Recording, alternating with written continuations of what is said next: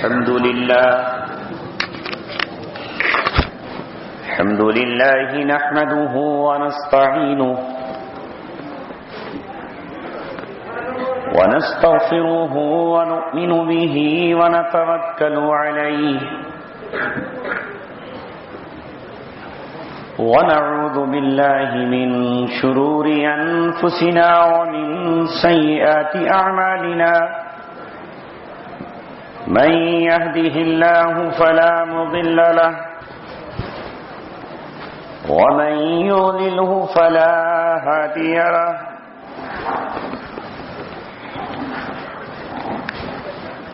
ونشهد أن لا إله إلا الله وحده لا شريك له ونشهد أن سيدنا وسندنا وشفيعنا وحبيبنا ومولانا محمدا عبده ورسوله وصلى الله عليه وعلى آله وصحبه وسلم تسليما كثيرا كثيرا أما بعد قال الله تبارك وتعالى في كتابه الكريم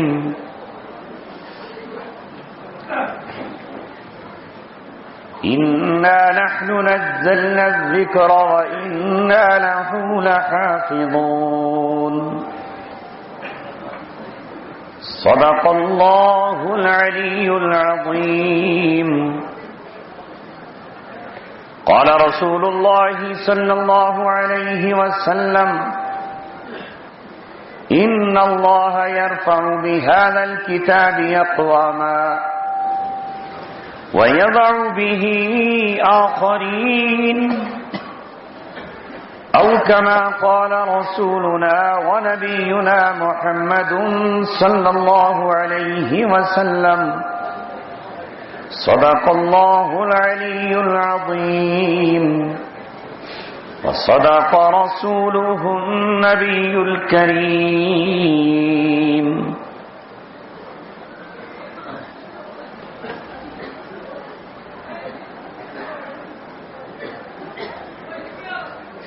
مسجد تو بنا لی شب بھر میں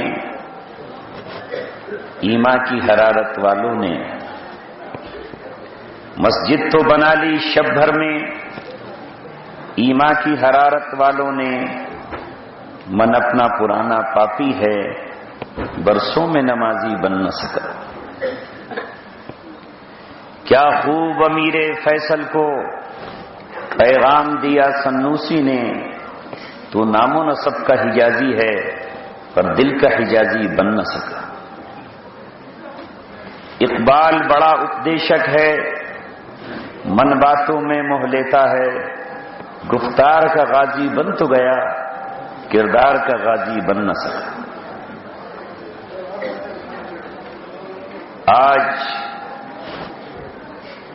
ڈسٹرکٹ کپواڑہ کی تحصیل کرنا سے متعلق گبرا گاؤں میں وادی الاولاد کے پاس اللہ تبارک و تعالی نے کچھ کہنے کا موقع عطا فرمایا، اور ایک ایسی قوم کے سامنے جو اپنے دین اور اپنے اسلام کے لیے بڑی حساس بھی ہے، اس کے سامنے کچھ کہنے کا موقع خالق کائنات نے نصیب فرمایا ہے۔ میرے عزیزو، آپ تقریباً صبح 8 بجے سے لے کر کے اب تک اپنے بیٹوں سے، امت کے نونہالوں سے، نوجوانوں سے اور بالخصوص علماء کرام سے دینی گفتگو سماعت فرما رہے ہیں۔ اتنی کثیر تعداد میں آپ کا جمع ہونا، یہ آپ کا آپس میں اس طرح مل جل کر بیٹھنا، اس بات کی علامت اور اس بات کا اعلان ہے کہ 1450 برس پہلے اللہ تبارک و تعالیٰ نے جس دین کو دین آخر بنا کر بھیجا، آج سے 1450 برس پہلے قرآن کریم کو اللہ تبارک و تعالیٰ نے آخری کتاب بنا کر بھیجا، اس دین کے خلاف لاکھوں سازشیں ہوں، ہزاروں قوتیں اس کے خلاف اکٹھی ہو جائیں، سینکڑوں شیطان جمع ہو جائیں، روئے زمین ادھر سے ادھر ہو جائے، لیکن یہ دین صبح قیامت تک چمکتا رہے گا، یہ دین باقی رہے گا۔ قرآن کی تلاوت کرنے والے دنیا کی ہر زمین پر موجود رہیں گے۔ جیسے ابھی حضرت مولانا اقبال صاحب فرما رہے تھے کہ ایک زمانہ تھا اس بر صغیر میں لفظ بر صغیر استعمال کر رہا ہوں، میں کسی علاقے اور خاص جگہ کا نام اس لیے نہیں لیتا کہ آپ ہی کی سرزمین سے پیدا ہونے والا اسلام کا ایک شیر جس نے مسلمانوں کو جمع کیا، جس نے مسلمانوں کو بیدار کیا، جس نے سوئے ہوئے ضمیر کو جگایا، اس کا شعر آپ نے سامنے لکھا ہے، قوم مذہب سے ہے، مذہب جو نہیں تم بھی نہیں۔ قوم مذہب سے ہے، مذہب جو نہیں تم بھی نہیں، جذب باہم جو نہیں محفل انجم بھی نہیں۔ آج چونکہ وقت بدل چکا ہے، اس لیے امت مسلمہ صرف علاقائی اعتبار سے نہیں ٹوٹی، بلکہ اس کے جسم بھی بکھر گئے ہیں، اس کی فکر تبدیل ہو گئی ہے، اور وہ مختلف حصوں میں بٹ کر پارا پارا ہو چکا ہے۔ حالانکہ آپ صلی اللہ علیہ وسلم جس کتاب کو لے کر آئے ہیں وہ کسی خاص علاقے کے لیے نہیں، کسی خاص خطے کے لیے نہیں، کسی خاص قوم کے لیے نہیں، کسی خاص طبقے کے لیے نہیں، کسی خاص نسل کے لیے نہیں، کسی خاص علاقے کے لیے نہیں، بلکہ محمد رسول اللہ صلی اللہ علیہ وسلم عرب سے لے کر عجم تک، مشرق سے لے کر مغرب تک، شمال سے لے کر جنوب تک، صحراؤں سے لے کر آبادیوں تک، وادیوں سے لے کر سمندروں کے جزیروں تک، اس وقت سے لے کر کے صبح قیامت تک کے لیے آئے ہیں۔ لہذا آپ نے جو بنیاد ڈالی ہے نہ اس کی کوئی سرحد ہے، نہ کوئی اس کا علاقہ ہے۔ من قال لا الہ الا اللہ دخل الجنہ، جس نے بھی لا الہ الا اللہ کہا ہے وہ جنت میں داخل ہو کر کے رہے گا، اور جس نے کلمہ طیبہ لا الہ الا اللہ پڑھا ہے وہ محمد رسول اللہ کا غلام۔ حضرت مولانا فرما رہے تھے کہ اس بر صغیر میں ایک ایسا وقت آیا تھا کہ جب عیسائیوں نے، انگریزوں نے 1857 کی شاملی کی جنگ کے بعد یہ محسوس کر لیا کہ مسلم قوم وہ قوم ہے جسے ہر وقت زندہ رکھنے کے لیے، جس کے ایمان کو تازہ رکھنے کے لیے، جس کے دلوں کو بیدار رکھنے کے لیے، جسے حق کا پرچم اٹھانے کے لیے، جسے باطل سے نبرداشت ہونے کے لیے قرآن کریم موجود ہے۔ جب تک قرآن اس قوم کے ہاتھوں میں ہے، یہ جب چاہے گی سورہ فتح پڑھے گی، جب اس کے ہاتھ میں قرآن ہوگا تو جب چاہے گی یہ سورہ نصر پڑھے گی، جب اس کے ہاتھ میں قرآن ہوگا، جب چاہے گی یہ سورہ انفال پڑھے گی، اس کے ہاتھ میں قرآن ہوگا تو یہ قوم سورہ توبہ پڑھے گی۔ یہ قوم کبھی بھی باطل کے سامنے سرنگو نہیں ہو سکتی۔ جب بھی قرآن اس کے ہاتھ میں آئے گا، قرآن اس کے کانوں سے اتر کر دل کی دنیا میں پہنچ جائے گا، قرآن اس کی زبان سے نکل کر اس کے دل کے اندر اتر جائے گا۔ 1857 کی جنگ عظیم کے بعد اس پورے خطے میں یہ اعلان کر دیا گیا کہ نہ قرآن کو باقی چھوڑنا ہے، نہ قرآن پڑھنے والوں کو زندہ چھوڑنا ہے۔ کوئی گھر ایسا نہیں تھا جس کی تلاشی نہ ہوئی ہو، اور کوئی مولوی نما شکل ایسی نہیں تھی جس پر ظلم و تشدد نہ ہوا ہو۔ دہلی سے لے کر کے درہ خیبر تک، چاندنی چوک سے لے کر کے خیبر پختونخوا تک سڑک کے کنارے کوئی ایک پیڑ ایسا نہیں تھا جس پر کسی عالم کی لاش نہ ٹنگی ہوئی ہو، اور کوئی جگہ ایسی نہیں تھی جہاں علماء تڑپ نہیں رہے ہوں۔ انگریز خوش تھا، قرآن ختم ہوا، اسلام ختم ہوا، دنیا سے اسلام کا خاتمہ ہو گیا۔ لیکن آج ہم ان کی اولادوں سے یہ کہنا چاہتے ہیں کہ قرآن کل بھی زندہ تھا، آج بھی زندہ ہے، اور قیامت کی صبح تک زندہ اور تابندہ رہے گا۔ جس نے نہ دیکھا ہو وہ آج آ کر دیکھ لے، جسے سچائی پر یقین نہ ہو وہ آج گلی کوچوں کا جائزہ لے۔ اس پورے بر صغیر میں جو بنگلہ دیش سے لے کر کے چاٹگام سے لے کر کے افغانستان تک جس کا پھیلاؤ ہے، وہاں وہ محلوں میں جا کر دیکھے تو قرآن پڑھنے والے نظر آئیں گے، جھونپڑیوں میں دیکھے تو قرآن پڑھنے والے نظر آئیں گے، عمدہ لباس کے ساتھ نظر آئیں گے تو پھٹے ہوئے کپڑوں کے ساتھ نظر آئیں گے، لائٹوں اور کمکموں میں قرآن کی تلاوت کرنے والے نظر آئیں گے تو چراغوں کی روشنی میں بھی قرآن پڑھنے والے نظر آئیں گے۔ یہ ہے اس قرآن کی سچائی، یہ ہے اس قرآن کریم کا معجزہ، یہ ہے اس قرآن کریم کی حقیقت جس نے 1450 برس پہلے کہا تھا لا یأتیہ الباطل من بین یدیہ ولا من خلفہ تنزیل من حکیم حمید۔ یہ اللہ تبارک و تعالیٰ کی نازل کی ہوئی کتاب ہے، نہ باطل اس کے سامنے سے آ کر ٹھہر سکتا ہے، نہ باطل پیچھے سے کوئی سازش کر کے کامیاب ہو سکتا ہے، نہ سازشیں کامیاب ہوں گی، نہ زیر زمین قرآن کو نقصان پہنچایا جائے گا، اور نہ سامنے سے کوئی طاقت قرآن کو مٹا پائے گی۔ آج اس کتاب کی نسبت پر جس کے سننے کا شرف اللہ نے آپ کو بخشا، جس کے ترجمے اور تفسیر کے لیے آپ جمع ہوئے، اس سے متعلق چند باتیں مجھے آپ سے عرض کرنی ہیں، کیونکہ اس کتاب کا محافظ اللہ تبارک و تعالیٰ ہے۔ یقیناً اللہ تبارک و تعالیٰ اس کا محافظ ہے، لیکن قرآن کے ہم سے آج تقاضے کیا ہیں؟ قرآن ہم سے کیا کہتا ہے؟ ذرا 1450 سال پرانی تاریخ اٹھائیے، قرآن کن حالات میں آیا ہے؟ قرآن کو اللہ تبارک و تعالیٰ نے کیوں نازل کیا ہے؟ قرآن اس لیے آیا کہ اس زمانے میں دنیا پر قتل و قتال عام تھا، انسانی خون سڑکوں پر دریاؤں میں بہہ رہا تھا،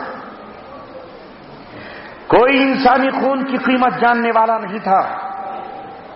لیکن جب قرآن مقدس آیا اور قرآن مقدس نے آ کر دنیا کو ضابطہ دیا، عبداللہ کا در یتیم آیا اور 40 سال کی عمر میں جب وہ غار حرا سے نکل کے باہر آیا ہے تو عبداللہ کے در یتیم نے کہا اے کمزوروں، اب کمزوروں کے لیے میں آ چکا ہوں، اب کوئی کمزور ظلم و ستم کا شکار نہیں ہوگا، اب کوئی عورت زمین میں زندہ دفن نہیں کی جائے گی، اب کوئی بیوی اپنے شوہر کے ساتھ چتا میں نہیں جلائی جائے گی، اب مظلوموں کا ساتھی میں ہوں، اور محمد رسول اللہ نے پوری دنیا کے مظلوموں کے ساتھ کھڑا ہو کر یہ کہا یتیموں ٹھہر جاؤ، آج کے بعد ظالم اور جابر حکمرانوں کا خاتمہ کرنے کے لیے میں مبعوث ہو چکا ہوں، اب ساری دنیا پر راج ہوگا ایک یتیم کا۔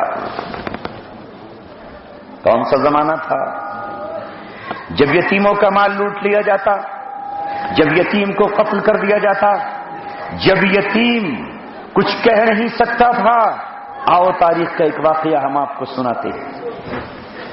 آج تو اصل میں ہم نے دین اسلام کی بھی تقسیم کر لی ہے، معاف کیجیے گا، دین اسلام کی ہم نے تقسیم کر لی ہے۔ ایک حصے کو ہم کہتے ہیں خلق خدا کی خدمت، اور دوسرے کو ہم کہتے ہیں اللہ کی عبادت۔ ایک کو ہم کہتے ہیں حقوق العباد، اور دوسرے کو کہتے ہیں اللہ کے حقوق۔ اللہ کا حق ادا کرنے والا تو ہمارے نزدیک متقی ہے، پرہیزگار ہے، ولی ہے، دیندار ہے، اللہ والا ہے۔ چاہے وہ بندوں کے حقوق توڑ رہا ہو، چاہے اس کی زندگی میں بندوں کے حقوق پامال ہو رہے ہوں، اسے کوئی پرواہ نہ ہو کہ زمانے میں کیا ہو رہا ہے، اس کا کوئی مطلب نہ ہو کہ حالات کدھر جا رہے ہیں۔ جب وہ حدیث ہماری آپ کی نظروں کے سامنے ہے کہ جب ایک بستی کی طرف اللہ تبارک و تعالیٰ نے جبرائیل علیہ السلام کو بھیجا اور یہ کہا کہ اس بستی کو جا کر الٹ دو۔ یاد ہے یہ حدیث؟ معلوم ہے؟ سنی ہے؟ نہیں سنی ہے تو دوبارہ سے اپنا ذہن نشی کر لیجئے، اور نہیں سنی تو ایک بار پھر سن لیجئے۔ جبرائیل علیہ السلام کو اللہ تبارک و تعالیٰ نے کہا کہ جاؤ اور فلاں بستی میں پہنچ کر اس بستی کو الٹ دو، اس بستی کے لوگ ظالم ہیں، اس بستی کے لوگ ہمارے نافرمان ہیں، اس بستی کے لوگ ہمارے باغی ہیں۔ جبرائیل پہنچے، گواہ تھے خود اس بات کے کہ وہاں اللہ کا ایک بندہ ایسا رہتا ہے جس نے پلک جھپکنے کی برابر بھی کبھی اللہ کی نافرمانی نہیں کی۔ گھنٹے 2 گھنٹے تو دور، پلک جھپکنے کے برابر بھی نافرمانی زمین پر اللہ کی نہیں کی۔ لوٹ کر آئے اور اللہ تعالیٰ سے کہا، اللہ یہ وہی بستی ہے جہاں میں ایک شخص کو برسوں سے دیکھ رہا ہوں کہ اس نے ایک لمحے کے برابر لم یاسی کا طرفۃ عین قط، جس نے ایک پلک جھپکنے کے برابر بھی کبھی آپ کی نافرمانی نہیں کی ہے۔ ہر وقت وہ الا اللہ کہتا تھا، ہر وقت اس کی زبان پر سبحان اللہ تھا، ہر وقت وہ آپ کی تعریف اور آپ کی تحمید کیا کرتا تھا، ہر وقت وہ آپ کی ذکر میں مصروف تھا، اس کی زبان 24 گھنٹے آپ کی عبادت میں لگی ہوئی تھی۔ اے اللہ اس کے ہوتے ہوئے اس بستی کو الٹ دیا جائے۔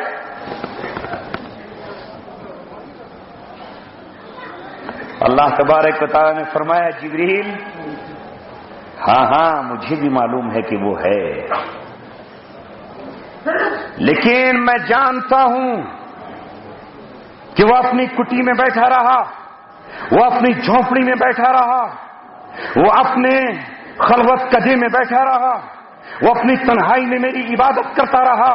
وہ سمجھتا تھا کہ اللہ تبارک و تعالیٰ کو میں خوش کر رہا ہوں، حالانکہ میری تسبیح پڑھنے والے سمندر کے قطرے موجود ہیں، میری تحمید کرنے والے ایک نہیں ان گنت فرشتے موجود ہیں، مجھے یاد کرنے والے درختوں کے پتے موجود ہیں، میری کبریائی کا اعلان کرنے والے زمین کے ذرات موجود ہیں، یہ سورج، یہ چاند، یہ ستارے، یہ سب میری تعریف کرتے ہیں۔ اس نے کیا اضافہ کیا ہے؟ اگر وہ نہیں کرتا، لیکن میں نے تو اس لیے انسان کو پیدا کیا ہے کہ وہ میرے حکموں کو زمین پر نافذ کرے گا، وہ زمین پر عدل و انصاف قائم کرے گا، وہ زمین سے ظلم کا خاتمہ کرے گا، وہ زمین پر مظلوموں کی رہنمائی کرے گا، وہ قاتلوں کو پکڑے گا، وہ ظالموں کے ہاتھ میں ہتکڑیاں لگائے گا۔ اس کے برابر میں میرے احکامات ٹوٹتے رہے، میرے احکامات ٹوٹتے رہے، ظلم ہوتا رہا، ستم ہوتا رہا، آہو فغاں ہوتی رہی، لوگ بلکتے رہے، لوگ روتے رہے، ایک دوسرے کا قتل عام ہوتا رہا، اور وہ یہ سمجھتا رہا کہ میں اللہ کو یاد کر رہا ہوں۔ سن جبرائیل، وہیں سے الٹ اس بستی کو جہاں اس کا گھر۔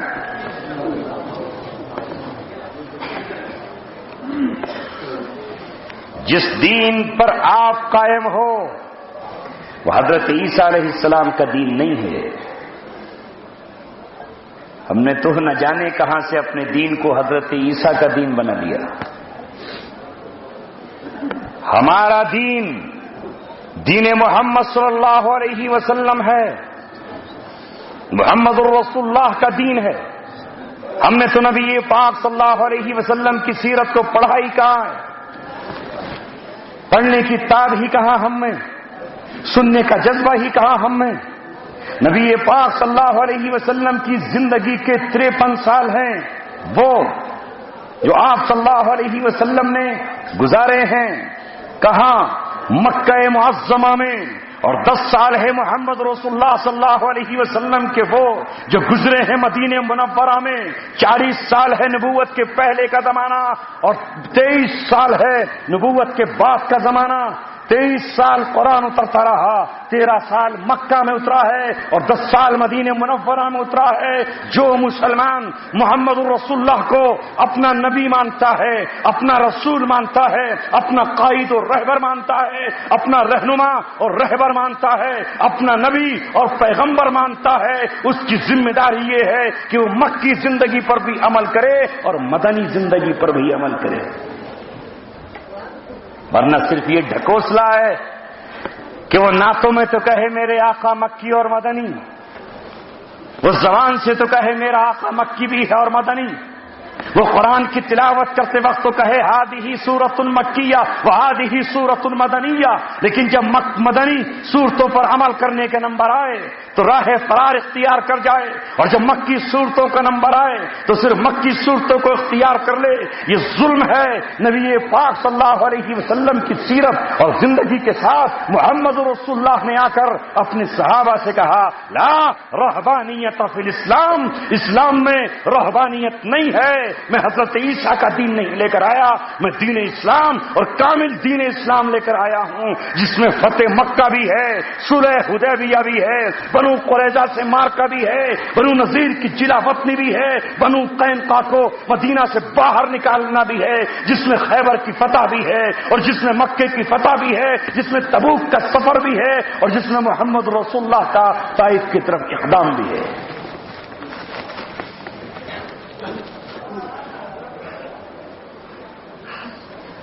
اس لیے یاد رکھنا ہوگا ایک ایک مسلمانوں، اسلام عقیدے کا نام ہے جو یہاں ہوتا ہے، جو دل میں ہوتا ہے، ورنہ باقی کیا ہے؟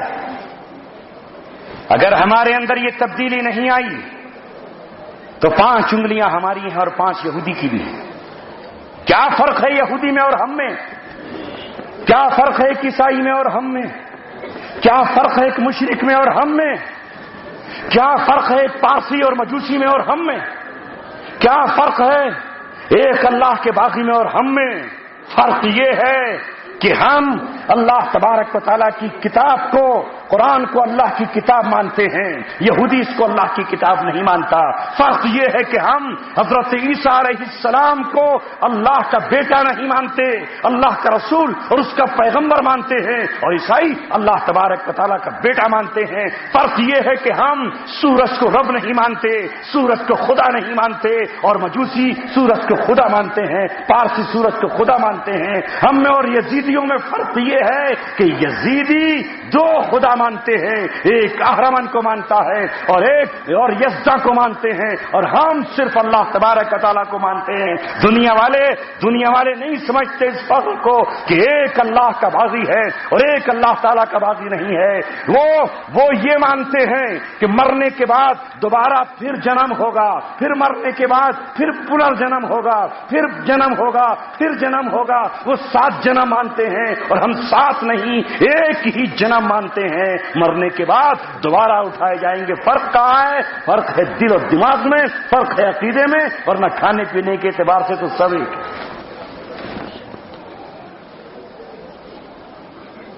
اسلام کیا ہے؟ رسول پاک صلی اللہ علیہ وسلم نے اس حدیث کو کیوں بیان فرمایا؟ دنیا کیا سمجھ رہی تھی ان حضرت کو؟ ارے اوروں کو تو چھوڑو، جبرائیل ہی بڑا حضرت سمجھ رہے تھے۔ جبرائیل بھی سمجھ رہے تھے اتنے بڑے حضرت کی بستی کو الٹ دیا جائے کہ جنہوں نے ایک پل بھی اللہ کی نافرمانی نہ کی ہو، لیکن اللہ تبارک و تعالیٰ یہ کہتا ہے کہ انسان کو ہم نے اس لیے بھیجا ہے کہ زمین پر وہ برائی کو خاتمہ کرے۔ کیا ہے اس امت کی ذمہ داری؟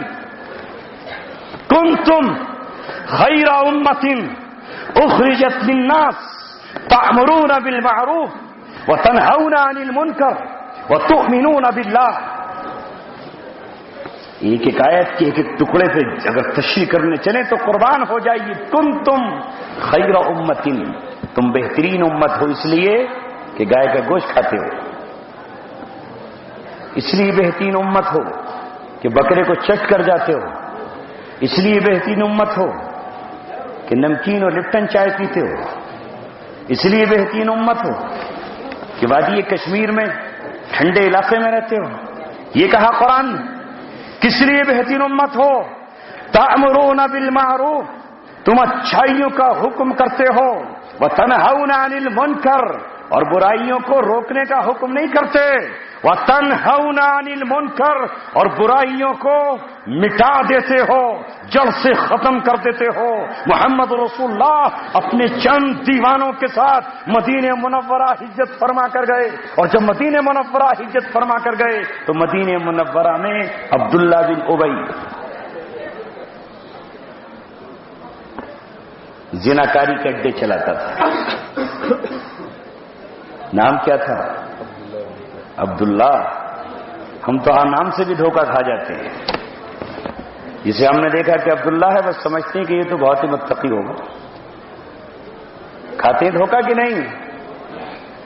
ارے صاحب عبداللہ، نجیب اللہ، کیا کہنے، یہ تو سچا پکا ہے، چاہے اس کا قرآن پر ایمان نہ ہو، چاہے وہ قرآن سے بغاوت کرتا ہو، نام تو چونکہ عبداللہ ہے، چاہے وہ اللہ تبارک و تعالیٰ کو بالکل نہ مانتا ہو، قرآن کا مذاق اڑاتا ہو، قرآن کے احکامات کو توڑ دیتا ہو، قرآن جس کام کے کرنے کو کہتا ہو، ہم ہوتے تو دھوکہ کھا جاتے ہو، کہتے کہ تو عبداللہ ہے۔ کیا کر رہا تھا؟ عورتوں کی ناجائز کمائی کھا رہا تھا۔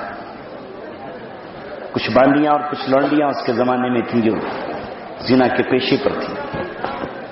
آپ صلی اللہ علیہ وسلم مدینہ منورہ ہجرت فرما کر گئے، ابھی اندر پہنچے ہیں کہ عبداللہ بن ابی نے مخالفت شروع کر دی۔ آپ صلی اللہ علیہ وسلم نے اس کو لکھ بھیجا، اے عبداللہ بن ابی سن، تو اس گھر کو جہاں زناکاری ہوتی ہے بند کرتا ہے یا میں بند کرنے آؤں؟ اسے ختم کرتا ہے یا میں آؤں؟ اس مکان میں تالا لگاتا ہے یا میں قوت اور طاقت کے ساتھ آؤں؟ وہ سمجھتا تھا کہ محمد رسول اللہ کی صرف زبانی دھمکی نہیں ہے، یہ ریکویسٹ نہیں ہے، یہ پلیز اور التماس نہیں ہے۔ اسے معلوم تھا کہ محمد رسول اللہ جس دن آئیں گے تو ساتھ میں حضرت عمر ابن خطاب بھی ہوں گے، شیر خدا جن کے نام کی آپ نے شیر لکھ رکھا ہے کہ علی مرتضی شیر خدا کی آن پیدا کر۔ یہ علی مرتضی آئیں گے تو خالی درخواست کرنے نہیں آئیں گے، آپ کے ساتھ ابوبکر صدیق آئیں گے، 7 دن عبادہ اور 7 دن معاذ آئیں گے، تو پھر نہ تو بچے گا، نہ تیرا یہ چکلا اور یہ طوائف خانہ بچے گا، بلکہ تو گرفتار کر لیا جائے گا۔ فوراً کہہ دیا کہ اللہ کے رسول بند کرتا۔ تأمرون بالمعروف وتنہون عن المنکر، اور برائیوں کو روکتے ہو۔ آج ہم ہے کوئی برائیوں سے روکنے والا؟ آج تو ہم چاہتے ہیں کہ کاش ہمارے پاس اتنا پیسہ اور مال آ جائے کہ 5 اسٹار ہوٹل بنائیں، 3 اسٹار ہوٹل ڈل جھیل کے کنارے پر بنائیں، اور پھر یورپ سے کچھ عورتیں آئیں اور ان کی کمائی ہمیں ملے، کیونکہ مرسڈیز گاڑی نہیں مل پا رہی اپنی جائز کمائی۔ یہ حال ہے آج ہمارا۔ آج اسی لیے روئے زمین پر جو کچھ ہم دیکھ رہے ہیں اس کی ذمہ دار ہم ہیں۔ قرآن ہم سے آج بھی یہ کہہ رہا ہے کہ تو نے 1450 برس پہلی اپنی تاریخ نہیں دیکھی؟ مکے کے وہ لوگ جو غلام کہلاتے تھے، بلال کون تھے؟ غلام تھے۔ عمار کون تھے؟ ایک مزدور تھے۔ یاسر کون تھے؟ ایک کمزور تھے۔ مکہ کے یہ کمزور جنہوں نے اپنے بادشاہوں کے خلاف اعلان بغاوت کیا، حضرت بلال نے امیہ کی غلامی کو ٹھکرا کر محمد رسول اللہ کی غلامی کو اختیار کیا۔ یہ چند غلام اللہ اکبر کی صدا لگا کر حدود حرم کے اندر داخل ہوئے، اور دیکھتے ہی دیکھتے اللہ تبارک و تعالیٰ نے انہیں زیادہ زمانہ نہیں گزرا، اللہ تبارک و تعالیٰ نے 13 سال مکے کے لے لو اور 8 سال مدینے کے لے لو، 13 اور 8 21 سال کے اندر اللہ تبارک و تعالیٰ نے انہیں وہ مقام عطا فرمایا کہ مکے کی بڑی بڑی طاقتیں، مکے کے بڑے بڑے سورما آج اپنے کانوں میں انگلیاں دیے ہوئے تھے جس وقت بلال نے خانہ کعبہ کی چھت پر کھڑے ہو کر اللہ اکبر کہا ہے تو سہیل مکہ سے نکل کر باہر چلے گئے۔ ابو سفیان نے کہا اپنے ہونٹوں کو بند کر لو، کہیں ایسا نہ ہو کہ میری خبر محمد رسول اللہ کو پہنچ جائے۔ ہاں ہاں، وہی ہندا جو محمد رسول اللہ کے چچا کا کلیجہ چبا رہی تھی، وہ آج برقع پہن کر ایمان قبول کرنے بیٹھی ہوئی تھی۔ وہ ابو سفیان جو مدینہ پر چڑھائی کر کے گئے تھے، آج اپنے بیٹے امیر معاویہ کو لے کر محمد رسول اللہ کی چوکھٹ پر سر جھکائے لا الہ الا اللہ محمد رسول اللہ پڑھنے کے لیے بے قرار۔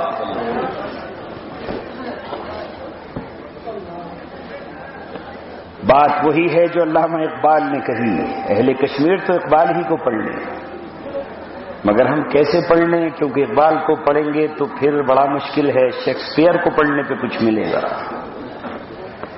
برنارڈ شاہ کے پڑھنے پہ کچھ ملے گا، نیپولین کو پڑھیں گے تو کچھ ملے گا، اقبال کو پڑھنے سے کیا ملے گا؟ اقبال تو سچا پکا مسلمان بنانا چاہیں گے، اقبال تو تجھے اسلام کا گرویدہ اور دیوانہ بنائیں گے، اقبال تو تجھ سے یہ کہیں گے کہ تو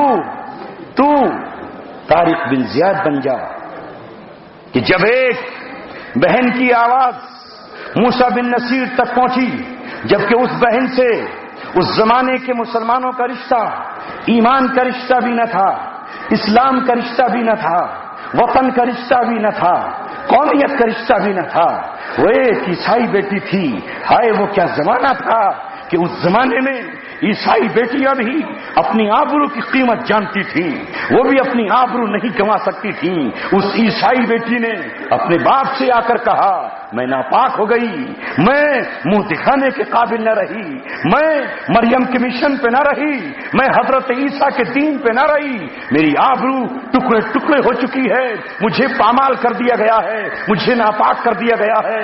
اے باپ، اگر تو میرا باپ ہے تو اس وقت تک مجھے چین نہیں آئے گا جب تک اس بادشاہ کے ہاتھ میں ہتھکڑی نہ لگ جائیں، جب تک اس بادشاہ کو زنجیروں میں گرفتار نہ کر لیا جائے۔ اے میرے باپ، نہ مجھے تجھ سے روٹی چاہیے، نہ تجھ سے کھانا چاہیے، نہ عمدہ لباس چاہیے، نہ بہترین گھر چاہیے، نہ مجھے تجھ سے سونے اور ہیرے جواہرات چاہیے۔ میں نکاح کے قابل نہیں ہوں کسی دوسرے کے پاس ناپاک بدن لے کر، آخر میں کیسے جاؤں گی؟ اے میرے باپ، ایک ہی آرزو ہے کہ میری عزت کا تار تار کرنے والا جس دن رو رہا ہو، معافی مانگ رہا ہو، اپنے کیے پر پچھتا رہا ہو، وہ دن میں دیکھنا چاہتی ہوں۔ تو اس لڑکی کا باپ جو کہ عیسائی تھا کہاں پہنچا؟ کہاں جا سکتا تھا؟ جہاں سے انصاف ملنے کی امید تھی، جہاں سے مدد کی امید تھی۔ اور یہ وہ زمانہ تھا کہ دنیا کی ہر مظلوم آنکھ مسلمانوں کو ڈھونڈتی تھی، ہر زخمی دل مسلمانوں کو تلاش کرتا تھا، ہر تکلیف زدہ اگر کسی کو ڈھونڈ سکتا تھا تو وہ زمین پہ مسلم قوم تھی۔ کہ یہی ہیں جو تمہیں انصاف دلا سکتے ہیں، یہی ہیں جو تمہارے درد کا درما ڈھونڈ سکتے ہیں، یہی ہیں جو تمہاری خوشی کے لیے اپنی خوشیاں قربان کر سکتے ہیں، یہی ہیں جو تمہارے لیے اپنے گھوڑوں کو دریاؤں میں ڈال سکتے ہیں، یہی ہیں جو اپنی کشتیاں جلا کر تمہاری آنکھ سے آنسو پہنچ سکتے ہیں۔ یہ موسیٰ بن نصیر تھے جنہوں نے طارق بن زیاد کو اندلس کی طرف روانہ کیا تھا، جس پر علامہ اقبال نے کہا یہ غازی، یہ تیرے پراسرار بندے جنہیں تو نے بخشا ہے ذوق خدائی۔ دو نیم ان کی ہیبت سے پربت بھی دریا، سمٹ کر پہاڑ ان کی ہیبت سے رائی۔ شہادت ہے مطلوب و مقصود مومن، نہ مال غنیمت نہ کشور کشائی۔ دو عالم سے کرتی ہے بیگانہ دل کو، عجب چیز ہے لذت آشنائی۔ طارق بن زیاد کا نقشہ کھینچا جس وقت 3000 جمع مردوں کے ساتھ طارق بن زیاد ایک بیٹی کی فغاں سن کر، اس کی فریاد سن کر، اس کی آہوں کو تسکین پہنچانے کے لیے نہر جبرالٹا کو پار کرتے ہیں۔ ابھی کشتی میں ہیں کہ محمد رسول اللہ صلی اللہ علیہ وسلم خواب میں آئے اور آ کر کہا ہے طارق آج تجھے اسپین کی فتح مبارک، اندلس کی فتح مبارک، اندلس میں تیرے ذریعے آج کلمہ توحید پہنچے گا، تیرے ذریعے آج اندلس نور کی کرنوں سے اور اسلام کی کرنوں سے جگمگا اٹھے گا، آج اندلس کی وادیاں تیرے قدموں کے لیے تیار ہیں، تجھے سلامی اور بوسہ دینے کے لیے تیار ہیں۔ طارق اٹھے اور اٹھ کر مسکرا دیے، نہر کو پار کرتے ہی، دریا کو عبور کرتے ہی کشتیوں کو جلانے کا حکم دیا اور شاعر کے انداز میں خطاب کیا اپنی فوج سے، کشتیاں ہم نے جلا دی ہیں بھروسے پہ تیرے، اب یہاں سے نہیں ہم لوٹ کے جانے والے۔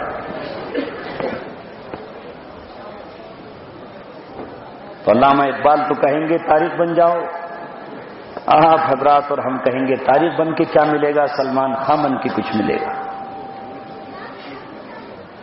طارق بن زیاد بن کے کیا ملے گا، عامر خان بن کے کچھ مل جائے گا۔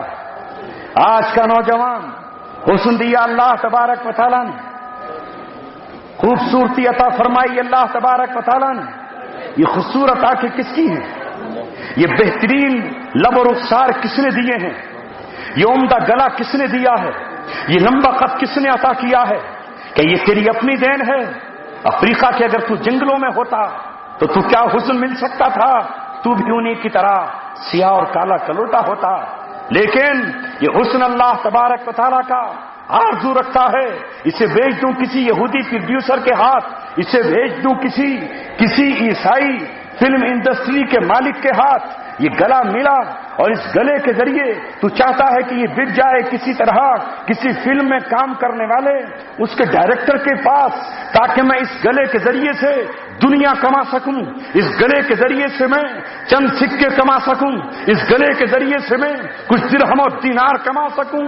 کتنے مسلم نوجوان ہیں کہ جنہوں نے اپنے گلوں کی قیمت اس دنیا میں وصول کر لی، کتنے ہیں جنہوں نے اپنی آواز کی قیمت یہود و نصارہ سے وصول کر لی، اور کتنے وہ ہیں جنہوں نے اپنے گلے نہ بیچے اور اللہ تبارک و تعالیٰ سے کہا ان اللہ اشتری من المؤمنین انفسهم واموالهم بان لهم الجنہ۔ اے اللہ یہ دل تیرا ہے، یہ دماغ تیرا ہے، یہ زبان تیری ہے، یہ لب تیرے ہیں، یہ ہونٹ تیرے ہیں، یہ آواز تیری ہے۔ آج سے دل دھڑکے گا تیرے دین کے لیے، یہ لب کھلیں گے تیرے دین کی حمایت کے لیے، یہ ہاتھ اٹھیں گے تیرا پرچم اٹھانے کے لیے، یہ نظریں جھکیں گی تیرے قرآن کو دیکھنے کے لیے، یہ آنکھیں کھلیں گی کعبے کے دیدار کے لیے، یہ قدم چلیں گے اسلام کا پرچم لہرانے کے لیے۔ اے اللہ ہم تیرے ہیں، تو ہمارا ہے، ہمیں دنیا میں نہیں چاہیے، اے مولا بتا تو ہمیں کیا دے گا؟ تو اللہ تبارک و تعالیٰ کہتا ہے میں کیا دوں گا؟ دنیا کا کوئی بڑے سے بڑا، چاہے راک شیلڈ ہو یا راک فیلر ہو، وہ ریلائنس کمپنی کا مالک ہو، یہ ٹاٹا اور برلا ہو، دنیا مل کر بھی وہ تجھے نہیں دے سکتی ہے جو میں دوں گا۔ بِأَنَّ لَهُمُ الْجَنَّةَ، تیرے لیے جنت ہے۔ ہم نے تیرے لیے جنت بنائی ہے۔ کیسی جنت؟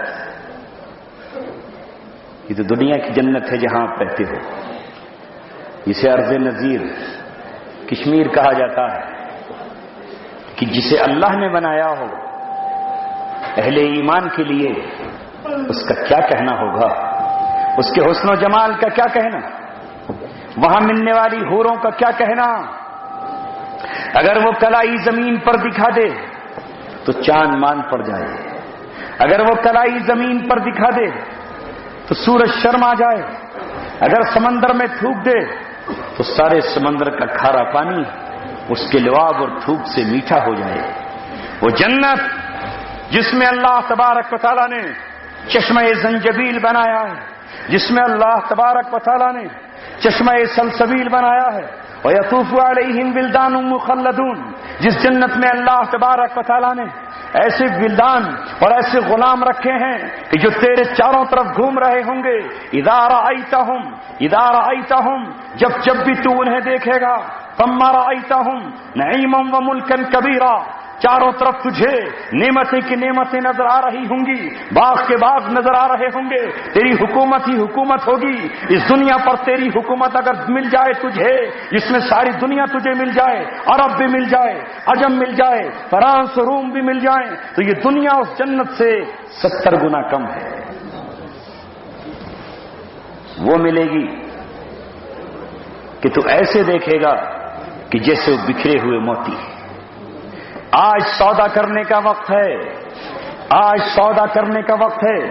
جب حضرت حنظلہ رضی اللہ تعالیٰ عنہ کو یہ پتہ چلا کہ آج احد کے دامن میں جنت بک رہی ہے، آج احد کے سائے میں جنت کے بازار لگا ہوا ہے، تو آج ہی بیوی سے ملے۔ یہ پہلی ہی رات تھی، یہ پہلے ہی دن تھا کہ بیوی سے ملے۔ کانوں میں خبر پڑی کہ محمد رسول اللہ کے ساتھی زخمی ہو گئے ہیں، اور کچھ ساتھی زخموں سے چور ہو کر زندگی کو چھوڑ کر جنت کی طرف جا چکے ہیں، اور محمد رسول اللہ بھی زخموں سے چور چور ہے۔ تو حضرت حنظلہ نے اپنی بیوی پر ایک نظر ڈالی اور یہ کہا کہ الوداع، آج کی رات آخری رات، آج کی صبح آخری صبح میدان احد میں نکلے، اور احد میں نکل کر اللہ تبارک و تعالیٰ سے سودا کیا، اس طرح سودا کیا کہ اس آیت کو پورا کر دکھایا، ان اللہ اشتری من المؤمنین انفسهم واموالهم بان لهم الجنہ۔ جب رسول اللہ نے شہیدوں کے جنازوں کو اکٹھا کیا تو حضرت حنظلہ کی لاش غائب ہے اور میت نظر نہیں آ رہی۔ کیوں؟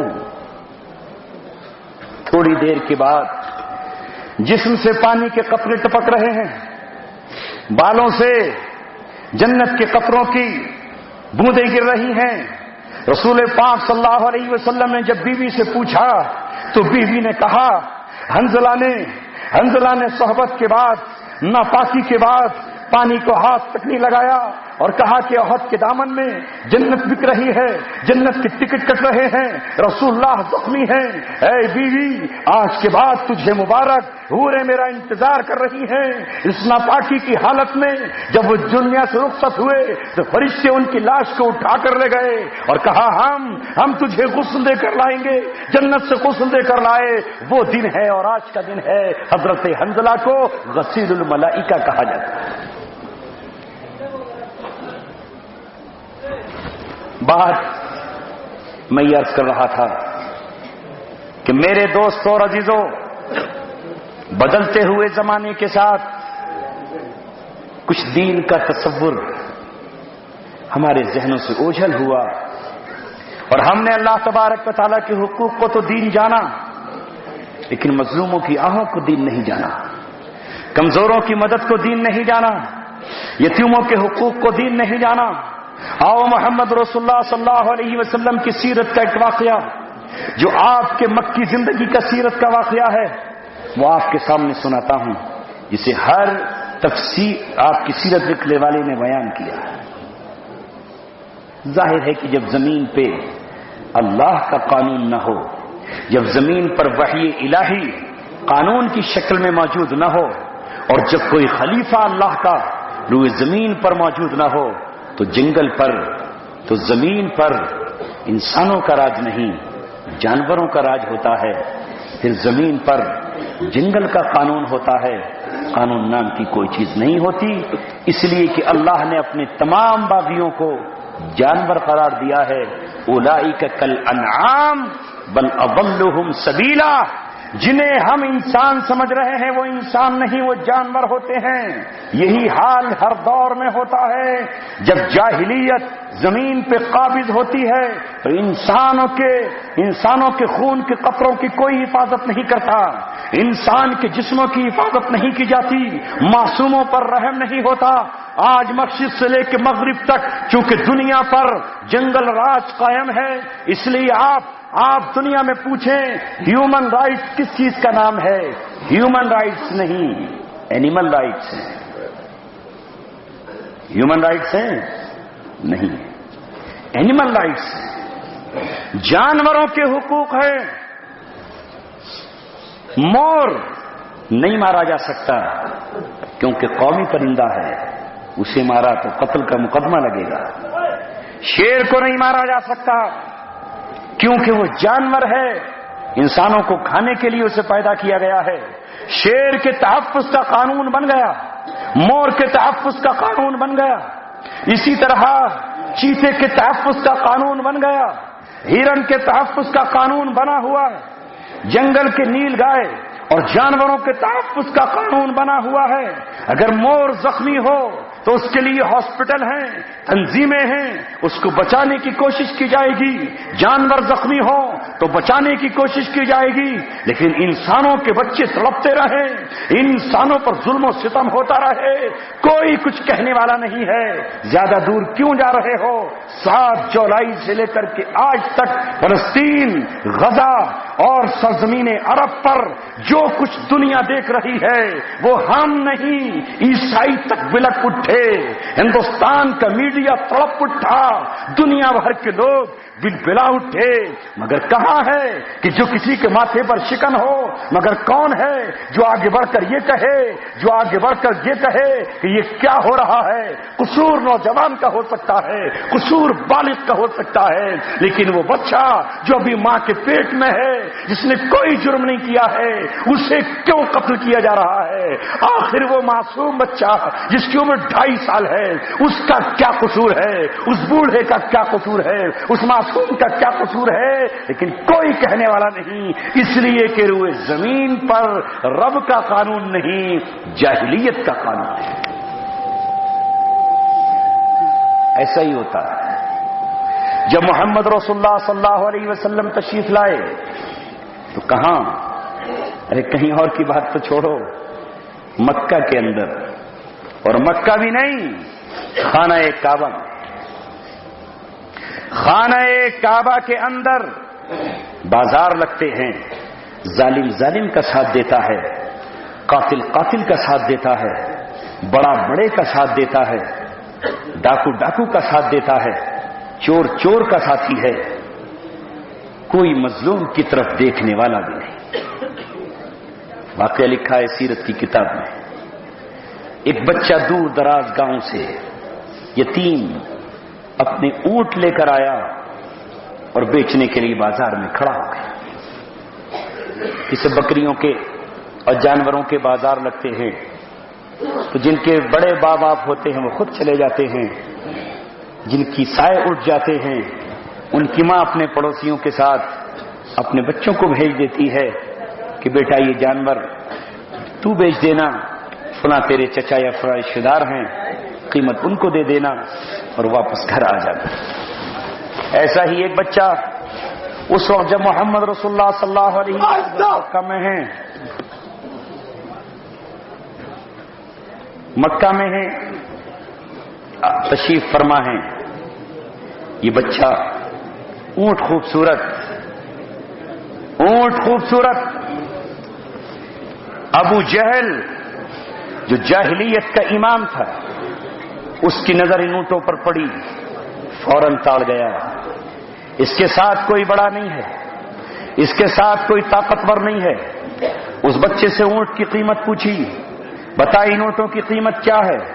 اس بچے نے کہا کہ میری امی نے اتنی قیمت میں کہا ہے بیچ آنا، اتنی قیمت کوئی نہ دے تو اونٹوں کی نکیل پکڑ کے واپس لے آنا۔ بگڑتی ہے جس وقت ظالم کی نیت، نہیں کام آتی دلیل اور حجت۔ جسے آپ نے مولانا اسماعیل میرٹھی کی کتاب میں پڑھا ہے کہ ایک مرتبہ ایک لومڑی یا ایک بلی ایک مرغ کے پاس پہنچی اور جا کر کہنے لگی اچھا نالائق نادان، صبح صبح اٹھ کر اذان دیتا ہے، لوگوں کی نیند میں خلل ڈالتا ہے، لوگ سوئے ہوئے ہیں، بیماروں کو ستاتا ہے، کمزوروں کو پریشان کرتا ہے، تیری آواز سے نیند ٹوٹ جاتی ہے۔ مرغ نے بیچارے نے کہا ارے میں تو فجر کی نماز کے لیے اٹھاتا ہوں، میں خدا کی عبادت کے لیے اٹھاتا ہوں، میں کسی کو ستاتا کہاں ہوں، میری بانگ سے کسی کو تکلیف کہاں پہنچتی ہے؟ مگر وہ کہاں سننے والی تھی، اس نے اسے قتل کرنے کے لیے اس کی لمبی چوڑی تقریر نہیں سنی اور آخر میں اس پہ جھپٹا مارا، یہ جا اور وہ جا۔ تب مولانا اسماعیل میرٹھی نے کہا کہ بگڑتی ہے جس وقت ظالم کی نیت، نہیں کام آتی دلیل اور حجت۔ جیسے حضرت لوط علیہ السلام کے زمانے کا واقعہ لکھا ہے، ان کی قوم سڑکوں پر بیٹھ جاتی تھی اور آنے والے جو لوگ تجارتی ہوتے تھے وہ سڑک پر بیٹھنے والوں سے کہتی کہ بھائی ہم ذرا اپنا کپڑا دکھا دو ہمیں، ہم اپنی بیوی کو دکھا لیں، اپنے گھر کی عورتوں کو دکھا لیں، اور ان کو جو سوٹ پسند ہوگا، جو لباس پسند ہوگا وہ ہم لے لیں گے آپ سے، اور اس کے بعد پھر ہم آپ کو قیمت ادا کر دیں گے۔ اب بیچارہ پھیری کرنے والا، دیہات میں جانے والا چند کپڑے ان کو دے دیتا، تھوڑے سے یہ لے گیا، کچھ بچے وہ لے گیا، تھوڑے اور بچے وہ لے گیا، اور اس کے بعد وہ بیچارہ انتظار کرتا رہتا اور کہتا کہ بھائی میرے کپڑے واپس لے کر آؤ۔ تو ایک کہتا کون سا کپڑا آپ نے کب دیا تھا، کب دیا تھا آپ نے؟ اور نتیجتاً اس سے یہ کہتے کہ چلا جائے یہاں سے، ورنہ جو جسم پہ کپڑے ہیں یہ بھی ہمارے ہیں۔ بیچارہ بھاگ گیا تھا۔ مشہور واقعہ لکھا ہے کہ ایک شخص باہر کا اس بستی میں پہنچا، اور اس بستی میں پہنچ کر اس نے اس باہر والے شخص کے وہاں کے مقامی آدمی نے ایک پتھر مارا، اور پتھر سے اس آدمی کا سر پھٹ گیا۔ جو باہر کا بیچارہ آدمی تھا دوسری بستی کا، اس کا سر پھٹ گیا۔ وہ وہاں عدالت میں پہنچا، اور عدالت میں پہنچ کر اس نے یہ کہا کہ تمہارے اس آدمی نے میرے پتھر مارا ہے، لہذا میرے خون کا بدلہ مجھے دلایا جائے، کم از کم مجھے دوا کے لیے کچھ تو دلایا جائے۔ تو جج کیا فیصلہ کرتا ہے؟ کہہ رہے نادان، اس کے پتھر سے تیرا چہرہ لال ہوا ہے، قیمت تجھے ادا کرنی پڑے گی، تجھے قیمت ادا کرنی پڑے گی، اس لیے کہ اس کے پتھر نے تیرے پر احسان کیا ہے کہ تو خوبصورت نظر آ رہا ہے جیسے تیرے چہرے پر مہندی لگی ہوئی ہے۔ وہ آدمی چالاک تھا، اس نے کہا اچھا، بس جلدی سے تیزی سے اس نے ایک پتھر اٹھایا اور پتھر اٹھا کر اس جج کے منہ پر مارا، اور جب جج کے چہرے سے خون بہا تو کہنے لگا کہ جو اس نے میرے ساتھ کیا ہے اس کا بدلہ یہ ہے کہ میں نے آپ کے ساتھ کیا ہے، میرا جو بدلہ تھا وہ آپ چکا دینا، اور یہ کہہ کے بھاگ گیا۔ عرض یہ کر رہا ہوں کہ جب زمین پر اللہ تبارک و تعالیٰ کا نظام موجود نہیں ہوتا تو یہی ہوتا ہے، اسی کو قائم کرنے کے لیے اللہ نے حضرت داؤد علیہ السلام کو بھیجا، حضرت سلیمان علیہ السلام کو بھیجا، حضرت یوسف علیہ السلام کو بھیجا، حضرت محمد رسول اللہ کو بھیجا، اور قرآن کے قانون نے کہا ان النفس بالنفس والعین بالعین والانف بالانف والاذن بالاذن والسن بالسن والجروح قصاص۔ اللہ تبارک و تعالیٰ کے انبیاء کرام جانوروں کو بھی ظلم سے بچانے کے لیے آتے ہیں اور انسانوں کو بھی امن و امان دینے کے لیے آتے ہیں۔ لہذا اس بچے کی طرف جب ابو جہل کی نظر پڑی تو ابو جہل نے تاڑ لیا کہ اس کے اونٹ چھین لینے چاہیے، اور وہی کیا۔ کہا اچھا یہ اونٹ اتنی قیمت کے ہیں، تجھے کس نے کہا کہ یہ اونٹ اتنے میں بکیں گے؟ تو نے ہمارے بازار کے قانون کی خلاف ورزی کی ہے، لہذا اب نہ تجھے اونٹ دیے جائیں گے نہ تجھے اونٹوں کی قیمت دی جائے گی، یہ اونٹ بحق سرکار ضبط کیے جاتے ہیں، تو نے اصول توڑے ہیں، اونٹوں کی وہ قیمت مانگی ہے جو زمین پر یہ قیمت نہیں ہے۔ اس بچے نے ابو جہل سے کہا چچا جان مجھ سے غلطی ہو گئی، مجھے پتا نہیں اونٹوں کی قیمت کیا ہے، میری ماں نے ان اونٹوں کو پالا تھا۔ ماں نے کہا بیٹا اتنے کے اونٹ بکیں تو بیچ کر چلے آنا، کم کوئی لے تو واپس لے آنا، اگلی بازار کہیں اور پر دکھائیں گے۔ چچا جان مجھے معاف کر دیجئے، میں آپ سے ونتی کرتا ہوں، میں آپ سے درخواست کرتا ہوں۔ لیکن ابو جہل جس کے بھیجے میں جہالت کا بھوت چڑھا ہوا تھا وہ تو یہ سوچ رہا تھا کہ کون مجھے روک سکتا ہے ان اونٹوں کے چھیننے سے۔ بچہ پکارتا رہا لیکن ابو جہل نے ایک نہ سنی۔ جب اس بچے نے زیادہ درخواست کی تو زور سے ایک تماچا رسید کیا اور کہا چلا جا یہاں سے، نہ اونٹ ملیں گے نہ قیمت ملے گی۔ آخر اس بچے نے وہاں کے سرداروں کو ڈھونڈا، ابی بن خلف کے پاس گیا، امیہ بن خلف کے پاس گیا، عتبہ کے پاس گیا، ربیعہ کے پاس گیا، شیبہ کے پاس گیا، نضر بن حارث کے پاس گیا، عاص بن وائل کے پاس گیا، عقبہ بن ابی معیط کے پاس گیا۔ یہی سب سردار اسے ٹہلتے ہوئے نظر آئے، اس نے کہا مکہ کی سرزمین پر امن کے شہر میں خانہ کعبہ کے پڑوس میں میرے ساتھ ظلم ہو رہا ہے، میں آج کے بعد آپ کے یہاں نہیں آؤں گا، میں قبیلے اور دیگر علاقے کا بچہ ہوں، میرا باپ زندہ نہیں ہے، مجھے عقل و شعور نہیں ہے، اونٹوں کی قیمت کیا ہونی چاہیے تھی، میرے اونٹ مجھے واپس دلا دو۔ لیکن وہ چودھری اور وہ سردار کہاں اس کا ساتھ دے سکتے تھے، سب ابو جہل کے ساتھی تھے، سب نے انکار کر دیا، تیرے ساتھ ہم نہیں دیں گے، اس لیے کہ یہ ہمارا یار اور ہمارا دوست ہے، یہ ہمارے کام آتا ہے، ہم اس کے کام آتے ہیں، لہذا ہم تیرا کوئی ساتھ نہیں دے سکتے۔ وہ بچہ روتا رہا، تڑپتا رہا، اس کے آنسوؤں کی کون قیمت دے سکتا تھا؟ ایک شخص کو مذاق سوجھی اور اس نے کہا اگر تو حق مانگنا چاہتا ہے تو دیکھ یہ حتیم میں جو ایک شخص ہے یہ کہتا ہے کہ میں یتیموں کا والی بن کر آیا ہوں، میں کمزوروں کا سہارا بن کر آیا ہوں، میں بیواؤں کا حق دلانے آیا ہوں، میں مظلوموں کا ساتھی بن کر آیا ہوں، اگر کوئی تیرا حق دلا سکتا ہے تو یہ محمد ابن عبداللہ ہے، جا اس سے جا کے درخواست کر۔ وہ تو سمجھ رہے تھے کہ آج یا تو مقابلہ ہی ہو جائے گا یا محمد رسول اللہ کا امتحان ہو جائے گا، کہ بڑے لمبے چوڑے دعوے تھے انصاف دلانے کے، دیکھتے ہیں آج ابو جہل سے کیسے انصاف دلائیں گے۔ رسول پاک علیہ الصلوۃ والسلام حتیم میں عبادت کر رہے ہیں، کعبے کے سامنے سر جھکا ہوا ہے، اپنے مولا سے مناجات میں مصروف ہیں۔ اے مولا، کوئی طاقت ساتھ نہیں، چچا حمزہ بھی ساتھ نہیں، چچا عباس ساتھ نہیں، ابو طالب بھی ایمان پر نہیں، جاؤں تو کہاں جاؤں، دنیا سے ظلم و ستم کا خاتمہ کیسے کروں، شرک و بدعت کو کیسے مٹاؤں، اے مولا روتے ہوئے چہروں کو کیسے مسکرانے کا حق ادا کروں، اے اللہ تو میری سن لے، تو نے کاش مجھے 8-10 بھائی دیے ہوتے ولید بن مغیرہ کے بیٹوں کی طرح تو سب کو لے کر نکل کھڑا ہوتا، لیکن آج کوئی ساتھ آنے کے لیے تیار نہیں ہے، دعا میں مصروف ہیں کہ کسی روتے ہوئے چہرے نے کاندھے پہ ہاتھ رکھ دیا، جو ہاتھ رکھا تو مظلوم کی آنکھ سے آنسو ٹپک اٹھے۔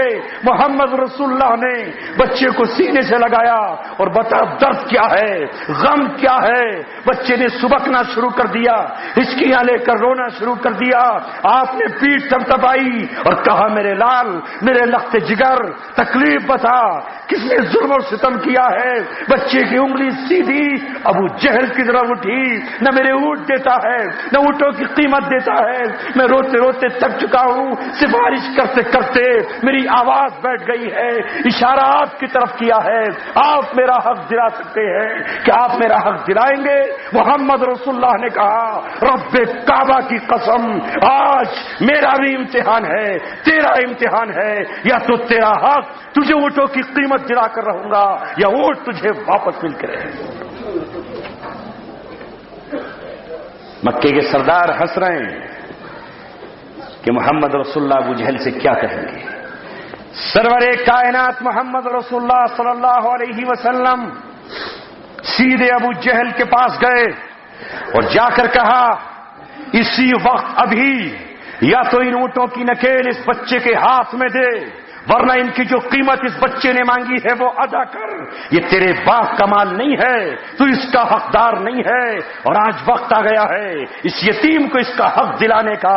قریب تھا کہ ابو جہل آپ سے کچھ کہے، لیکن اچانک تھرا اٹھا، چہرہ پیلا اٹھا، کپ کپا گیا اور اونٹوں کی لگام اور نکیل اس بچے کے ہاتھ میں دی۔ بچہ مسکراتا ہوا کہنے لگا آپ کو مکے کا بادشاہ ہونا چاہیے تھا، آپ نے میرا حق دلا دیا ہے، آپ کو امیر ہونا چاہیے تھا۔ اس بچے سے کاش کو اس وقت بتا سکتا کہ اے بچے، یہ مکے کا امیر نہیں، یہ ساری دنیا کا امیر ہے، یہ مکے کا بادشاہ نہیں، یہ پوری دنیا کا بادشاہ ہے، یہ یتیموں کا والی ہے، یہ غریبوں کا ماوا ہے، یہ مسکینوں کا ملجا ہے، یہ انصاف قائم کرنے کے لیے آیا ہے۔ محمد رسول اللہ نے اس بچے کو انصاف دلایا۔ اب جب ابو جہل اپنے ساتھیوں کے پاس پہنچا تو کپ کپایا ہوا تھا، ساتھیوں نے کہا کہ تو آج ڈر گیا؟ محمد رسول اللہ کے خالی ہاتھوں تجھے شکست ہوئی؟ کہنے لگا رے پاگلو، میں تو چاہتا تھا کہ تلوار نکال لوں، لیکن ان کے دائیں جانب ایک شخص کھڑا تھا اور ایک بائیں جانب کھڑا تھا، جن کے دونوں ہاتھوں میں ننگی شمشیریں موجود تھیں، انہوں نے ڈپٹ کر مجھ سے کہا محمد رسول اللہ کی بات کو مان لے ورنہ اسی وقت تیرا سر اڑا کر فضا میں بکھیر دیا جائے۔ یہ جبرائیل اور میکائیل علیہ الصلوۃ والسلام تھے۔ یہ ہے مکے کا واقعہ، ہجرت سے پہلے کا واقعہ۔ میں اور آپ ہوتے تو کیا کہتے؟ ارے میاں جاؤ، میرے عبادت میں خلل ڈال دیا، میں اللہ سے مصروف ہوں، تو آ گیا کہاں سے؟ لیکن نہیں، محمد رسول اللہ صلی اللہ علیہ وسلم آئے تھے اس امت کو انصاف دلانے کے لیے۔ ایک طرف اللہ تبارک و تعالیٰ کا حق ادا کر رہے ہیں، رات کو مصلی پر کھڑے ہو کر، مسجد میں کھڑے ہو کر، اور دوسری جانب امت کے لیے نبی پاک صلی اللہ علیہ وسلم بے قرار و بےتاب ہیں۔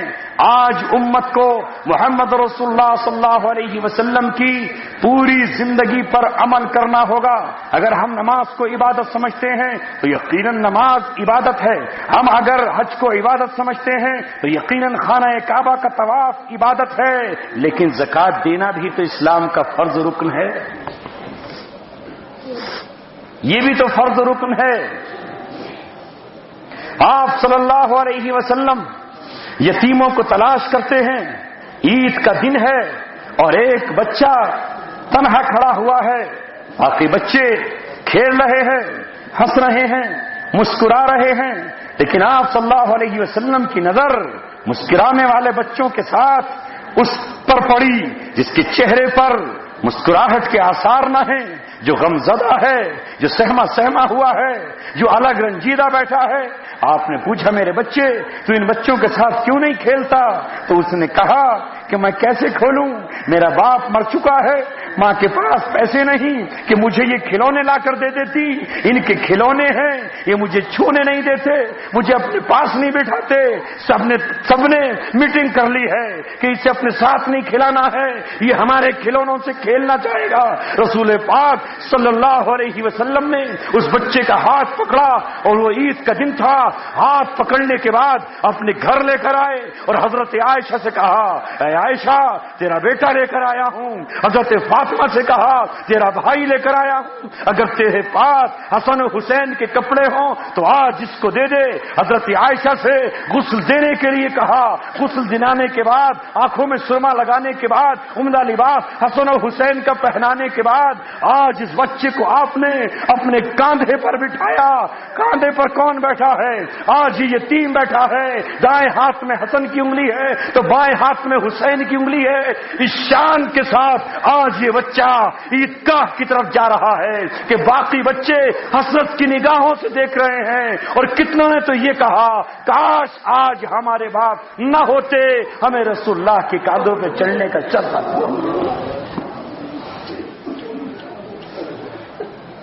پھر اس کے بعد علماء نے لکھا ہے کہ محمد رسول اللہ صلی اللہ علیہ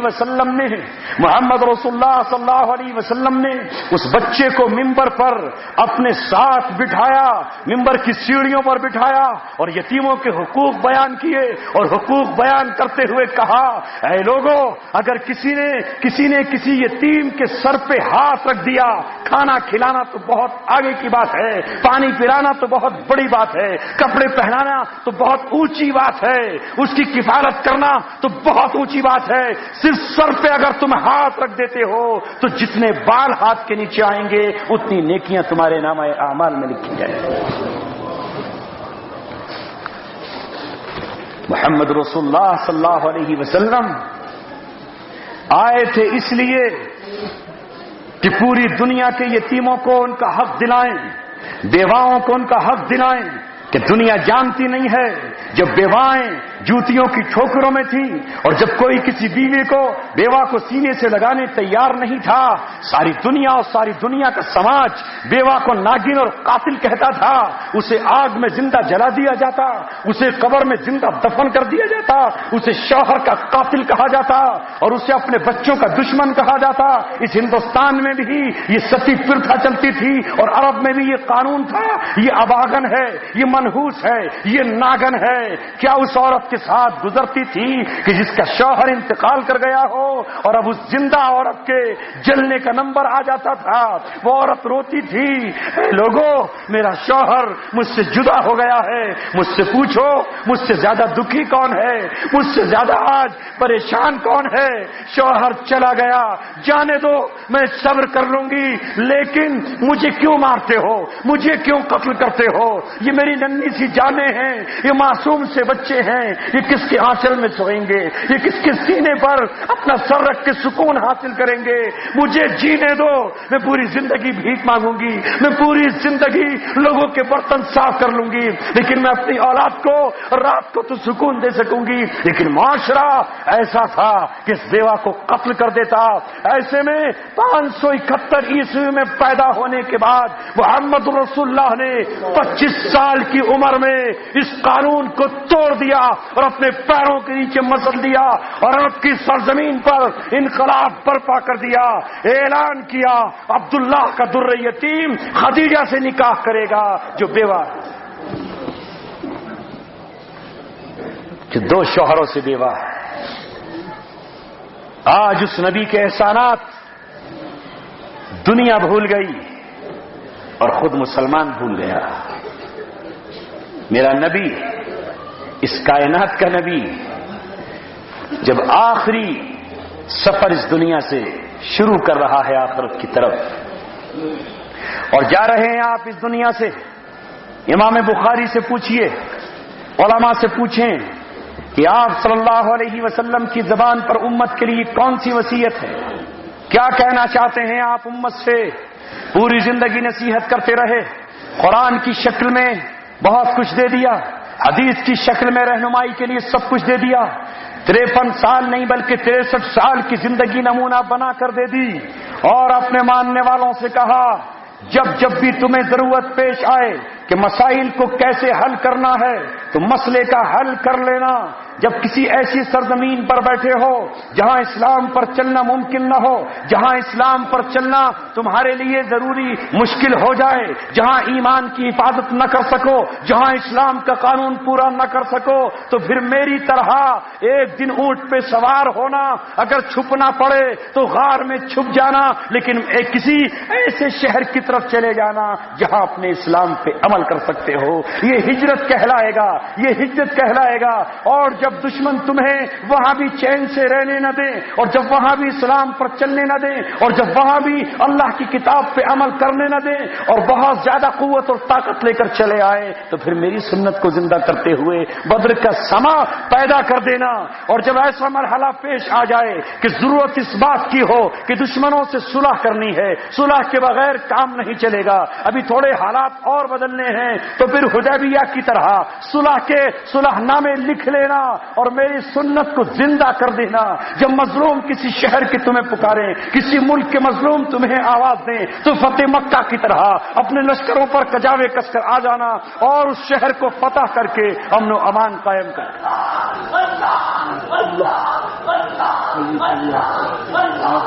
آپ حضرات ادھر ہی توجہ رکھیے، آپ حضرات وہ اللہ کی تکبیر، ادھر توجہ نہیں دیجیے۔ میرے دوستو عزیزو، خالص سرزمین اور صحیح دلوں کی یہی پہچان ہوتی ہے۔ بالکل ایسے ہی جیسے آپ ماچس دیا سلائی کو لیتے ہیں اور جب اس دیا سلائی پر آپ ایک تیلی کو رگڑتے ہیں تو اس میں سے آگ روشن ہو جاتی ہے۔ یہ خالص دلوں کی پہچان ہے، یہ زندہ دلوں کی پہچان ہے، یہ آپ حضرات کے ایمان سے بھرے ہوئے دلوں کی پہچان ہے کہ جب اللہ تبارک و تعالیٰ کا کلام آپ کے سامنے پڑھا جاتا ہے، وَإِذَا تُلِيَتْ عَلَيْهِمْ آيَاتُهُ زَادَتْهُمْ ایمانا، جب ان کے سامنے اللہ کی کتاب کی تلاوت کی جاتی ہے تو ان کا ایمان بڑھ جاتا ہے. جس طرح سمندر میں موجیں آتی ہیں، جوار بھاٹا آتا ہے، چاند کی چاندنی میں سمندر کی موجیں امڑنے لگتی ہیں، یہ آپ کے خالص سینوں اور آپ کے خالص دلوں کی پہچان ہے کہ آپ کے سینوں سے نغمہ صدا اللہ اکبر اٹھ رہی ہے اور اللہ تبارک و تعالیٰ جان رہا ہے آپ کی دل کی دنیا زندہ ہے.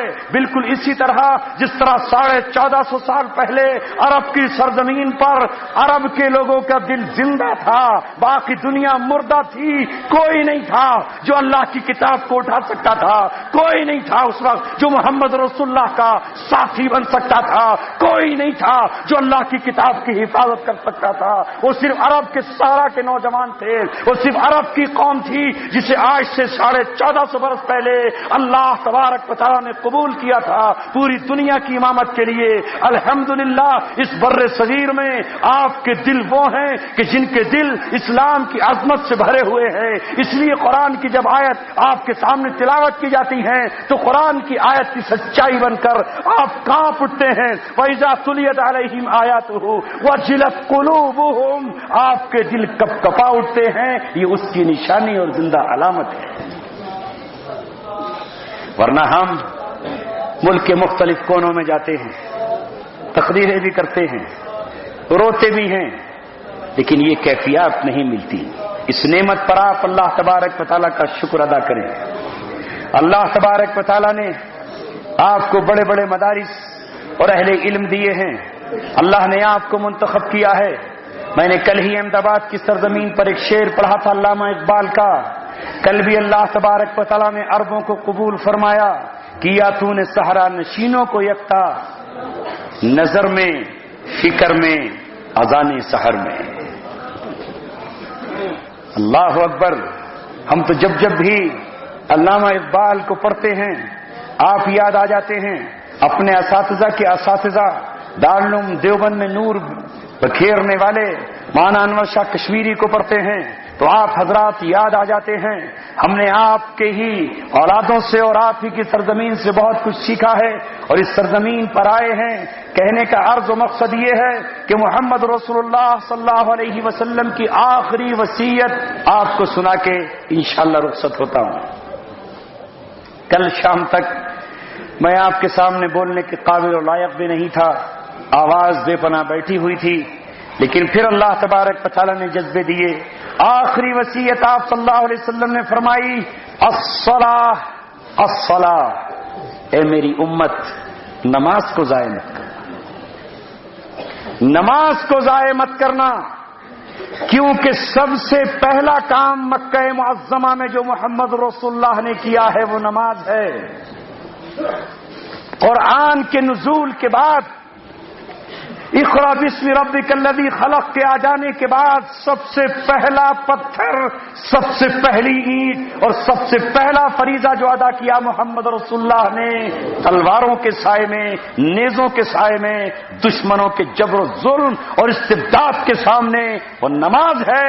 اس لیے آپ صلی اللہ علیہ وسلم نے کہا کہ میری آنکھوں کی ٹھنڈک نماز ہے اور میں معراج سے تمہارے لیے نماز کا تحفہ ہی لے کر آیا ہوں. الصلاۃ معراج المؤمنین. اس لیے آپ نے اپنی امت سے کہا سفر میں ہو یا حضر میں ہو، بالکل وہی جو علامہ اقبال نے کہا آ گیا عین لڑائی اگر وقت نماز، قبلہ روح ہو کے زمین بوس ہوئی. قوم حجاز ایک ہی صف میں کھڑے ہو گئے، محمود و ایاز، نہ کوئی بندہ رہا نہ کوئی بندہ نواز.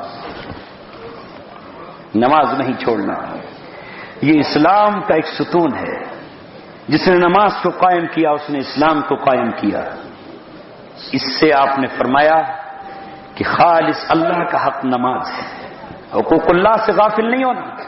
اور اس کے بعد فرمایا وما ملکت ایمانکم، اور وہ جو تمہارے ہاتھ جن کے مالک ہیں یعنی غلام، غلاموں کے حقوق ادا کرنا، غلاموں سے محبت کرنا، غلاموں کے ہاتھوں سے بیڑیاں کھول دینا، غلامی کی زنجیریں کاٹ دینا، عرب سے لے کے عجم تک نکل جانا.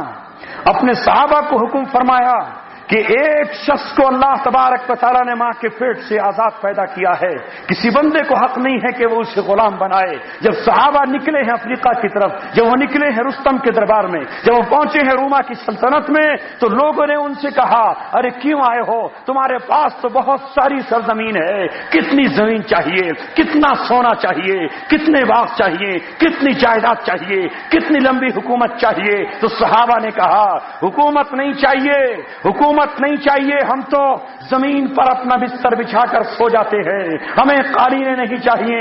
ہم اس لیے آئے ہیں، ہم کیوں آئے ہیں؟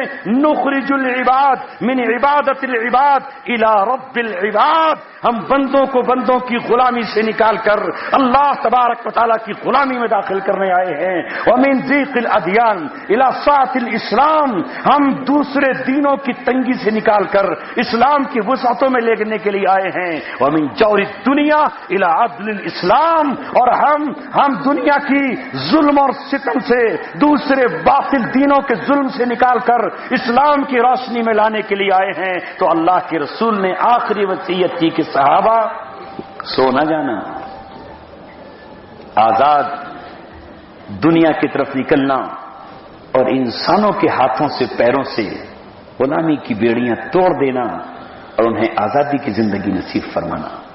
اور تیسری بات کہی اخرج الیہود والنصارى من جزیرۃ العرب، جزیرہ عرب سے یہودیوں کو اور عیسائیوں کو باہر کر دینا، اس لیے کہ جزیرہ عرب اسلام کا کینٹ ایریا ہے، اور کینٹ ایریے میں وہی داخل ہو سکتا ہے جو سرزمین کا احترام کرتا، لہذا جو رہیں یہاں مسلمان رہیں گے، یہود و نصارہ یہاں نہ رہنے پائیں، اس لیے کہ یہ اللہ تبارک و تعالیٰ کے دشمن ہیں، یہودی اللہ کے انبیاء کے دشمن ہیں۔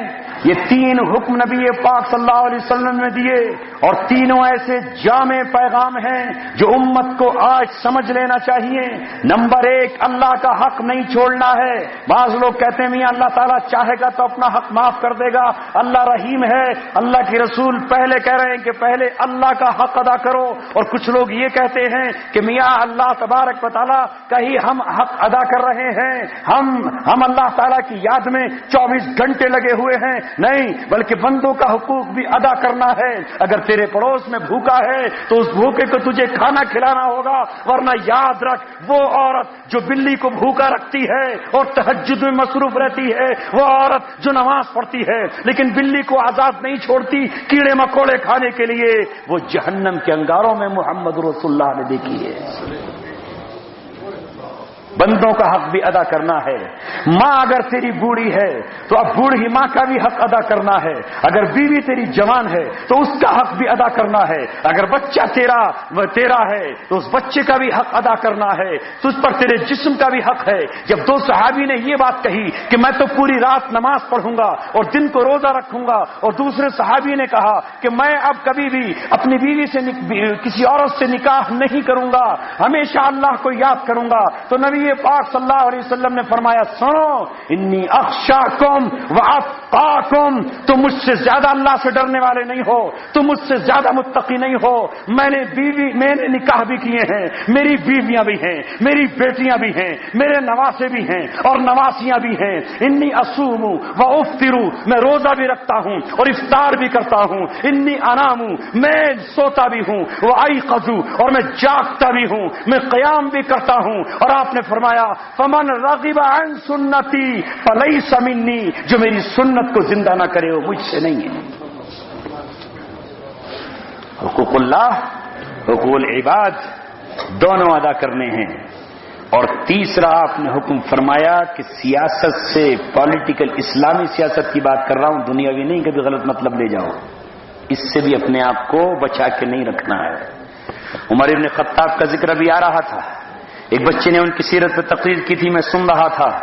عمر ابن خطاب رضی اللہ تعالیٰ نے رسول اللہ صلی اللہ علیہ وسلم کے اس پولیٹیکل سیاسی فیصلے کو نافذ کیا جس کی تاریخ گواہ ہے جب آپ فارغ ہوئے اور جب آپ کو تخت خلافت ملا اور مسند خلافت ملا، آپ نے فرمان جاری کر دیا اخرج الیہود والنصارى من جزیرۃ العرب، جزیرہ عرب میں یہ نہیں رہیں گے، یہ رہیں جا کے تاجکستان میں، یہ رہیں جا کر اسپین میں، یہ رہیں جا کر ہندوستان میں، یہ رہیں جا کر دنیا کے کسی خطے میں، یہ اصفہان میں بس جائیں یا ایران میں بس جائیں، لیکن میں اپنے نبی کے فرمان کو، آخری وصیت کو جاری کر کے رہوں گا، اخرج الیہود والنصارى من جزیرۃ العرب، جزیرہ عرب میں نہیں رہیں گے، یہ ایلیا میں نہیں، یہ اریحا میں نہیں، یہ حیفا میں نہیں رہیں گے، اور 638 ہجری میں 3000 جانباز جیالوں کے ساتھ حضرت عمر نے بیت المقدس کو فتح کر لیا۔ لہذا اپنے نبی کی سنت کو زندہ کرتے ہوئے، اس وصیت پر عمل کرتے ہوئے ہم یہ طے کریں، یہ ارادہ کریں، یہ وصیتیں اپنی کاپیوں میں لکھے، اپنے بچوں کو کرے، نماز کا وقت آئے تو نماز کی طرف چل پڑے، کوئی کمزور غریب یتیم آئے اس کی کفالت کے لیے اٹھ کھڑے ہوں، یتیم عراق کے ہوں یا وہ یتیم شیشان کے ہوں، وہ یتیم صومالیہ کے ہوں، وہ یتیم فلسطین کے ہوں، یا وہ یتیم کشمیر کے ہوں، یا وہ کسی اور مقام کے ہوں، ان کی جو کچھ ہم مدد کر سکتے ہوں ان کی مدد کے لیے آگے بڑھیں۔ اور وہ لوگ جو رسول اللہ کے اس فرمان کو پورا کر رہے ہیں کہ یہود و نصارہ جزیرہ عرب میں نہ رہیں، ان سے محبت کریں، ان سے پیار کریں، ان کے لیے دعائیں کریں، ان کے لیے آنسو بہائیں، ان کے لیے تہجد پڑھیں، اور اپنے بچوں سے کہیں اگر وقت ملے تو رسول اللہ کی آخری وصیت پہ عمل کریں۔ وآخر دعوانا الحمدللہ۔